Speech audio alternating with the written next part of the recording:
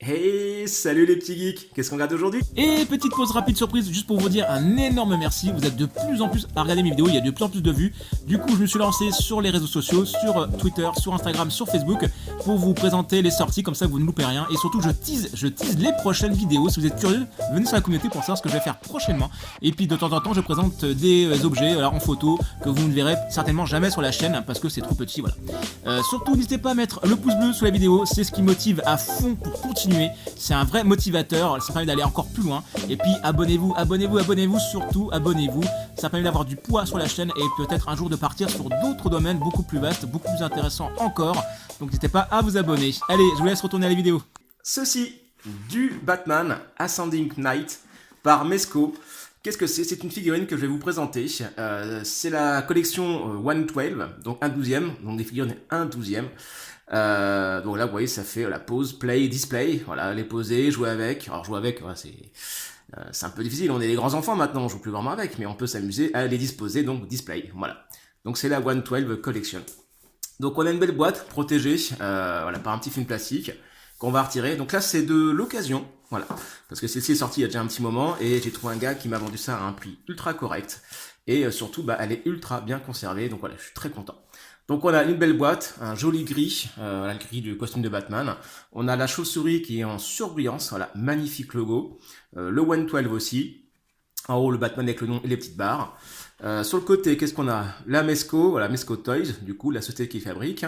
Voilà, le pose, play, display. On retrouve leur petit logo avec la fourmi Gomez. Voilà. Et puis derrière, ben, voilà le contenu. Donc voilà, le Batman. Donc celui-ci, il y en a plusieurs en fait des Batman. Ils ont fait plusieurs collections différentes. Et celle-ci me donnait vraiment envie. Il y a un petit côté Batman, comme dans le tout premier comics, avec des grandes oreilles comme ça. Et du coup, ça me plaisait énormément. Donc voilà, c'est mon tout premier, ma première Mezco. Et du coup, bah, c'est du Batman. On retrouve quelques poses avec quelques photos. Voilà, il est vraiment magnifique. On retrouve ce qu'il y a à l'intérieur. Donc, on a des batarangs. Il y en a un énorme. Voilà, celui-là, il est vraiment très gros. Du coup, je vous montrerai après. Le grappin, du coup, le bat de grappin avec différents embouts et aussi donc une espèce enfin, un tireur de fléchettes. Donc voilà, je connaissais pas cette arme-là, mais bon, après Batman en a tellement en même temps. Différentes mains interchangeables, un socle, et puis donc on a un petit système pour le maintenir en hauteur. D'ailleurs, je crois qu'ils mettent pas tout, hein, parce qu'il y a même des choses pour pouvoir disposer la cape.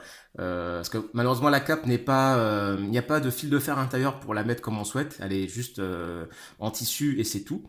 Et du coup, ils ont mis un petit système pour faire des effets avec la cape, voilà, pour maintenir la cape. C'est pas vraiment super. J'aurais préféré plutôt une cape avec des fils de fer pour pouvoir la disposer comme on veut. Mais bon, au moins il y a ça. Après, il y a des customs qui existent, hein, des fans qui ont fait des capes qu'on peut interchanger. Voilà. De côté, on retrouve le Mezco avec le logo, voilà, un de plus.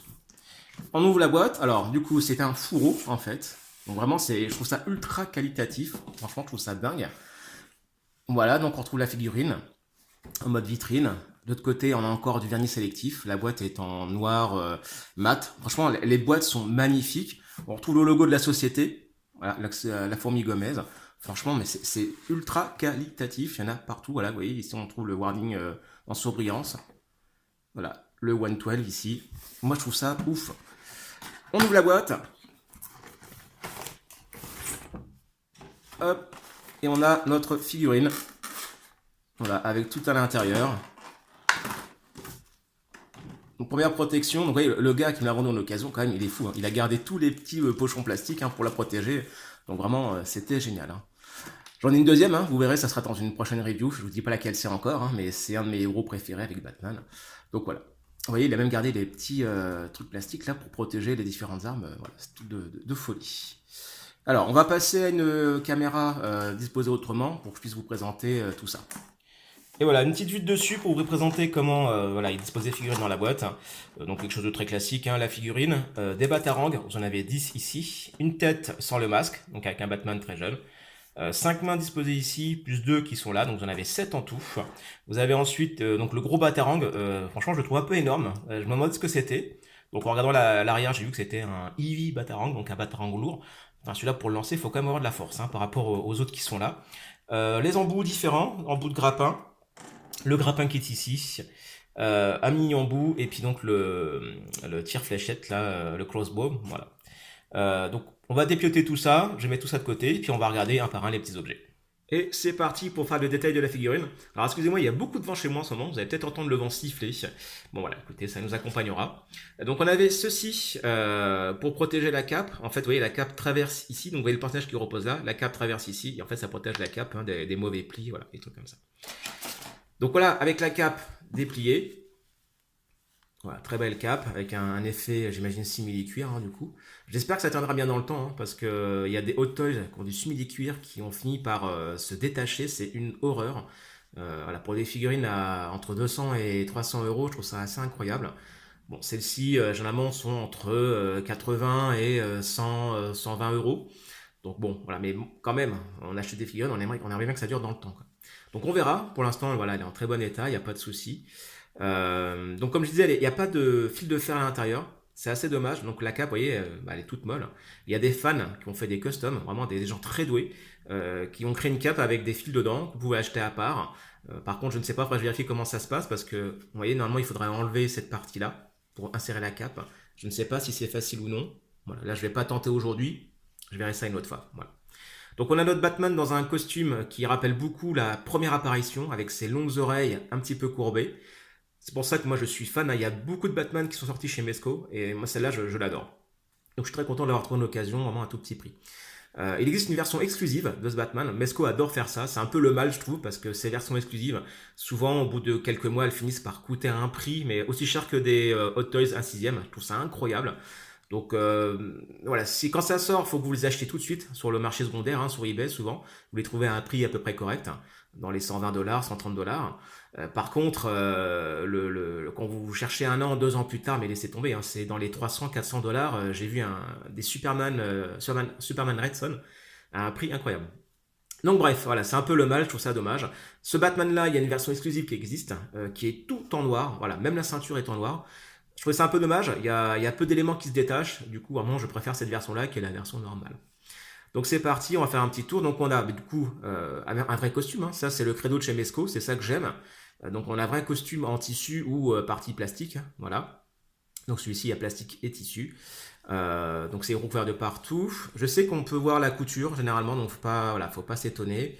Vous voyez, la couture est souvent sur le côté chez les Mezco. Bon là ici, c'est pas forcément super joli, mais voilà, on peut pas faire autrement. Ouais, mais celle-ci, vous voyez, c'est super bien fait. Il y a juste un côté, on va voir de l'autre. Voilà, un petit peu là, un peu moins ici qu'ici. C'est souvent le cas chez Mezco. Pareil, il y a un côté qui soit un peu plus grossier que l'autre, hein. Je pense que c'est pour insérer la figurine. C'est plus dur de recoudre le côté une fois la figurine insérée. Donc voilà. Donc costume vraiment très joli. Voilà, on a des beaux effets dessus. Moi je trouve ça ouf quand même pour une petite figurine, un 12e, hein. C'est tout petit, hein. Ça fait 18 cm. Moi je trouve ça formidable.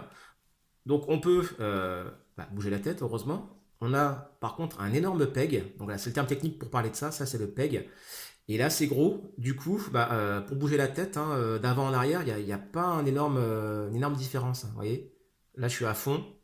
Voilà, à fond. Et là, à fond en bas. La différence est subtile quand même, hein. Voilà, après, du coup, on peut bouger différentes articulations. Vous en avez donc à l'épaule, au bras, au poignet. Voilà, épaule, bras, hop, poignet. Vous avez ici le bassin qui peut se tourner. Alors je vais pas trop le tourner parce que la fine, voilà, comme vous avez un tissu ici, on va pas trop exagérer dessus. Je crois que le torse aussi bouge indépendamment. Donc vous avez torse, les abdos, et voilà, puis le bassin comme ça qui tourne. Ok. La jambe pareil, vous pouvez pivoter. Le genou qui se plie. Alors est-ce qu'il y a deux endroits? Oui. Vous pouvez plier le genou ici et après ici. Donc il y a deux endroits, ça c'est parfait. Et puis là, vous avez la cheville ici. Voilà, donc il n'y a pas un énorme mouvement haut et bas. Et on peut tourner. Voilà, donc c'est parfait. Donc franchement, une bonne figurine qui va permettre de quelques poses malgré tout, hein. Vraiment très intéressante. Alors je vais la poser ici. On va faire le petit tour des petits objets. On a, comme je disais tout à l'heure, des batarangs qui sont minuscules. Alors je ne sais pas si la caméra va le prendre. Voilà, on a un petit effet de 3D dessus. Bon, pour de l'1/12e, hein, franchement, c'est pas mal, hein. Mais c'est vraiment tout petit. On a l'énorme Batarang, le Eevee Batarang. Franchement, il est vraiment très très gros. Ça, je suppose que c'est pour attraper avec une main. Alors, je sais pas laquelle c'est, j'ai pas testé encore. Mais voilà, je pense que c'est celle-là, hein. Mais vous voyez, je sais pas comment il peut lancer ça, on dirait que c'est encore plus lourd qu'une hache, franchement. Mais bon, c'est là. Je sais pas trop à quoi ça sert, je me souviens pas d'avoir vu une arme comme ça dans les Batman. Mais... Bon, bref. Voilà. On a le grappin. Voilà, le grappin qui est ici. Vous avez un trou. Alors, je sais pas si on va le voir. Voilà, vous avez un trou ici. En fait, c'est pour mettre les divers petits embouts. Alors, est-ce que je vais arriver avec la caméra? Voilà. Apparemment, c'est pas comme ça qu'on fait. Ah non, je suis bête. C'est dans l'autre sens. Voilà. Est-ce que je vais y arriver? Voilà. Excusez-moi, je vais faire ça hors caméra pour bien voir. Voilà, vous l'avez à l'intérieur. Et on le retire aussi facilement. Vous avez donc un grappin fermé, un grappin ouvert. Et vous avez un grappin avec un petit fil. Alors je ne l'ai pas ouvert non plus, parce que je ne vais pas l'utiliser. Et voilà, vous avez le grappin, vous le mettez dedans, vous avez un fil, donc vous pouvez vous amuser à faire en sorte qu'il virevolte en se tenant à son grappin. Voilà, vous avez une tête en plus. Alors je veux bien qu'il fasse la mise. Voilà, vous avez une tête en plus, donc un Batman qui est très jeune. Donc ça correspond un peu au fait qu'il, dans ce costume-là, normalement, ce sont ses débuts. Alors vraiment, je ne sais pas l'histoire de la figurine, je ne sais pas si c'est vraiment ça, je suppose, mais quand je vois la tête de ce Batman-là, moi ça me rappelle énormément la toute première couverture. Voilà. Et ensuite, vous avez les diverses mains. Alors, est-ce qu'il va faire une mise au point? Voilà. Donc la main ouverte pour prendre le super Batarang. Des poings fermés. Puis vous avez toujours l'opposé, du coup, pour faire de main droite ou main gauche. Donc là, par contre, c'est pour prendre le grappin, je pense. Puis après, vous avez deux poings fermés. Alors, c'est fait la mise au point. Voilà. Donc pareil, pas mal de détails. On voit voilà, sur les phalanges, vous avez une protection. Voilà, franchement, un son magnifique pour du 1/12e. Je trouve ça assez incroyable. Petite chose en plus. Vous avez en dessous de la boîte du petit bonus que j'avais pas vu tout à l'heure, j'ai pas fait attention. Donc vous avez la petite pince pour maintenir, donc pince transparente, donc c'est appréciable, pour maintenir la figurine. Ils ont mis des vraies vis, bon c'est un peu embêtant parce qu'on voit du coup, ça se voit sur le grappin, c'est des vraies vis en métal. L'intérêt c'est que vous pouvez les resserrer, c'est-à-dire qu'en gros, un jour, si ça prend du jeu, vous pouvez resserrer, contrairement à des choses où c'est fait en plastique totalement, et le jour où c'est plus assez serré, c'est foutu quoi. Voilà. Là, vous avez pareil un petit display. Alors, je pense que c'est pour mettre les différents objets, j'imagine. Parce que j'avais jamais vu ce type de stand. Il faudrait que je fasse une petite vérification. Et là, vous avez ces fameuses pinces, si on peut dire ça comme ça. Et en fait, c'est pour mettre sur le stand et pour pouvoir tenir la cape. Et du coup, ça, je viens de comprendre. En fait, ça, c'est pour tenir ça, je crois. Et ouais, du coup, c'est pas bête. Effectivement, je ne connaissais pas ce genre de display. C'est assez nouveau pour moi, mais voilà. Donc, bon, je trouve ça très invasif pour la cape. Je pense que s'il avait fait une cape avec des fils de fer dedans, ça aurait été beaucoup plus simple. Peut-être même encore plus joli, je pense. Mais bon, après, la figurine a un coût, faut pas non plus exagérer. Donc voilà. Mais bon, je suis assez circonspect de ce truc-là. Je ferai quelques essais, je vais voir. Sinon, je vous mettrai une photo pour que vous puissiez apprécier la chose. Voilà, donc je vais mettre sur mon petit stand et puis on va regarder ça. Alors je me rends compte que je vais vous présenter le stand. Donc le voici, très simple, on trouve le même gris, la chauve-souris ici, tout est verni. Franchement c'est sublime. Je m'étais posé une petite question, mais comment je fais pour mettre la pince sur ce stand? Encore une petite chose que je n'avais pas vue. Là vous avez le petit embout. En fait, j'avais pas fait gaffe, mais vous avez des petits trous sous les pieds pour pouvoir bloquer la figurine dessus. Voilà, comme moi je suis habitué aux Toys et ça on le voit jamais, donc du coup j'étais un peu étonné, mais c'est vrai que sur les figurines de petite taille, on voit souvent ça pour les maintenir. Et là je me dis, mais mince, je fais comment? Parce que là, moi j'ai un embout comme ça qui s'insère. Et bien en fait, vous prenez l'arrière, vous avez un petit trou ici, vous passez ça dedans, hop, et ça vous fait retirer ceci. Moi je trouve ça vraiment, vraiment génial. Un display, deux dispositions possibles. Franchement, c'est vraiment bien trouvé, c'est astucieux. Et le petit bonus du plaisir, bon, ça c'est pour ceux qui gardent pas les boîtes, je pense, mais franchement, ça doit être très rare. Vous avez une petite pochette qui est offerte dedans. C'est tout bête, ça coûte rien, mais ça permet de mettre tous les petits objets à l'intérieur. Voilà, si vous avez peur de les perdre, vous mettez tout dedans. Voilà, et ça protège votre pochette. Vous pouvez peut-être même marquer le nom ici, voilà. C'est pour la Batman et terminé. Bon, voilà, je trouve ça top. Bon, même si moi, comme je suis un collectionneur fou furieux, je vais garder la boîte évidemment.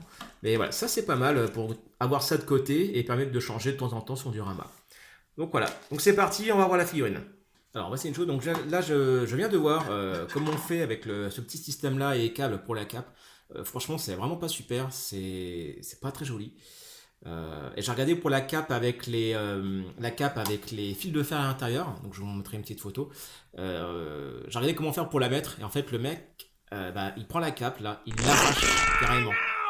Et après il met l'autre qu'il a reçu en custom, et pour la mettre, voilà, c'est un petit peu tricky, mais le truc c'est que cette cape là en fait c'est bon à acheter quoi. Ça ne s'enlève pas. Donc moi j'aime bien garder mes figurines dans l'état où elles sont. Et du coup, ça va me faire mal au cœur. Donc, soit je me prendrai une deuxième figurine comme ça et je ferai le custom de la cape. Soit je laisse comme ça et tant pis, je me débrouillerai. Mais c'est vrai que l'autre solution avec les petits câbles, là, vous allez voir, c'est pas franchement super joli. Je me demande pourquoi ils n'ont pas fait une cape avec des fils de fer. Ça serait tellement plus simple. J'espère qu'un jour ils le feront. Donc, c'est parti, je vais faire le montage.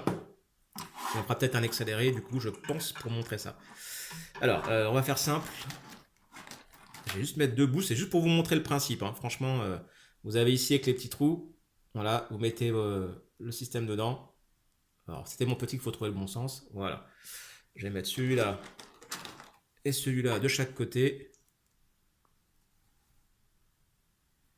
Ah, c'est vraiment très tricky. Voilà. Et le seul endroit, voilà, le seul endroit où vous pouvez mettre ça, c'est ici. Voilà, ça glisse. Là aussi, pareil. Si je mets ça là, voilà, ça glisse, c'est que ici. Voilà, là, ça clique. Et vous avez votre système, voilà, avec les deux embouts. Et en fait, là, vous avez une pince, et c'est pour mettre la cape dessus. Donc ça va, c'est très doux, hein, ça va pas abîmer la cape, je pense, au cours du temps, mais heureusement. Mais voilà, le truc, c'est que vous prenez votre figurine. Soit vous vous amusez juste à la poser comme ça, et voilà, et ça surélève la cape. Soit vous pouvez pincer un petit peu la cape à l'intérieur. Donc ça, hop, vous prenez ici, vous ouvrez la pince, et vous mettez la cape comme ça dedans. Ouais, même moi j'ai un peu de mal. Et hop là, voilà. Et du coup, votre cape est pincée, et ça permet de faire une disposition. Voilà, donc ça pince très modérément, hein, du coup, mais ça permet de maintenir. Voilà. Bon, c'est vraiment pas super comme display, sincèrement je suis un peu déçu là-dessus, mais bon. Voilà, donc on reprend notre figurine, une dépose qui est réalisable hein, avec le petit grappin. Voilà, on met notre petit batou, on resserre la pince, hop. Pour la cape, malheureusement là, on va user d'astuces. Voilà, moi j'aime pas trop le système de pince comme je vous disais. Écoutez, on va utiliser les bras, on va les mettre comme ça, ici, hop, voilà, et puis vous voyez quand on a un beau petit effet comme avec la cape qui est maintenu par les mains. Et voilà, je trouve qu'on s'en sort pas trop mal dans cette pose. Et donc on a quelque chose d'assez joli, je trouve. Voilà, écoutez, voilà, moi je suis très ravi de cette petite figurine. Franchement magnifique. J'essaie de trouver un endroit où la mettre. Après je teste dans ma petite Glowbox par exemple. Faudrait voir ce que ça donne. Vu que c'est du 1/12, ça rentre. Hein. Du coup, je ferai un petit test. Et puis voilà. Donc sur ce, moi je vous dis à bientôt pour une prochaine review, peut-être une Mesco, on verra. Et puis je vous souhaite une très bonne journée.